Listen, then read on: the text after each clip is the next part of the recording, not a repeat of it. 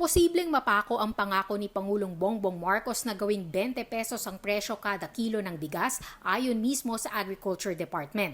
Sa pagdinig ng House Appropriations Committee, nag-isa ang mga opisyal ng ahensya ukol sa pangako ng Pangulo noong kampanya. Wala sa pagdinig si Ginoong Marcos na siya ring Agriculture Secretary. Kaya naman ang undersecretaries ang nadikdik tungkol sa mataas na presyo ng bigas. Yusek Sabatya, again, the question is the 20 pesos viable as a campaign promise of the President? Mr. Chair, madali lang namang sagutin. Yes. Ang problema, umiiwas sa sagot. Yes. I cannot answer that, Mr. Chair. To be honest, we never discuss about those things that you're asking, Mr. Chair, with the President. Within the next 2 years, posible ba yung 20 pesos na kilo ng bigas? Next 2 years po? Next 2 years. Baka mahirap po. Base sa pinakahuling datos ng DA, ibinebenta ng 46 pesos hanggang 65 pesos kada kilo ang bigas sa Metro Manila, depende sa kalidad. Isinisi ng DA ang pagsipa ng presyo sa pagmahal ng imported na bigas at mataas na halaga ng produksyon ng mga magsasaka. Inaasahan ng DA na makatutulong sa pagbaba ng presyo ang anihan ng bigas sa Oktubre. Pero ang mga mambabatas hindi kontento sa paliwanag.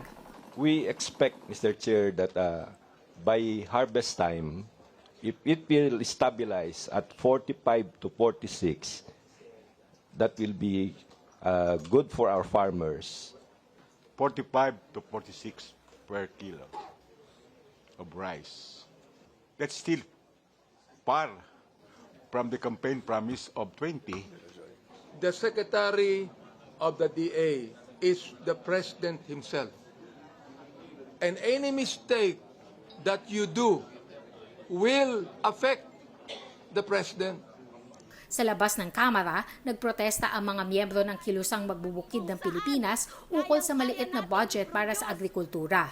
Puna ng mga magsasaka, nasa 3% lang ng panukalang 5.768 trilyong pisong budget sa 2024 ang nakalaan para sa DA at Agrarian Reform Department. Ayon sa DA, posible pa rin naman daw maabot ang rice sufficiency rate na 95 to 97% sa pagtatapos ng termino ng Pangulo sa 2028. Para sa 2024, may nakalaang halos 31 billion pesos para palakasin ang produksyon ng bigas.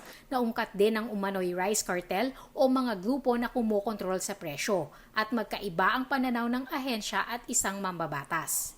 I don't believe, Mr. Chair, there's a The rice Philippine, this is my first time that you answered there is no rice cartel. Kinakailangan, Mr. Chair, maging aware ang DA na merong rice cartel. May kumukontrol ng presyo sa mga rice traders. Habang hinihintay ang panahon ng anihan, nais ng DA na mag-angkat ang pribadong sektor ng bigas para mapanatiling sapat ang supply sa pamilihan. Cian Arcangel, CNN Philippines.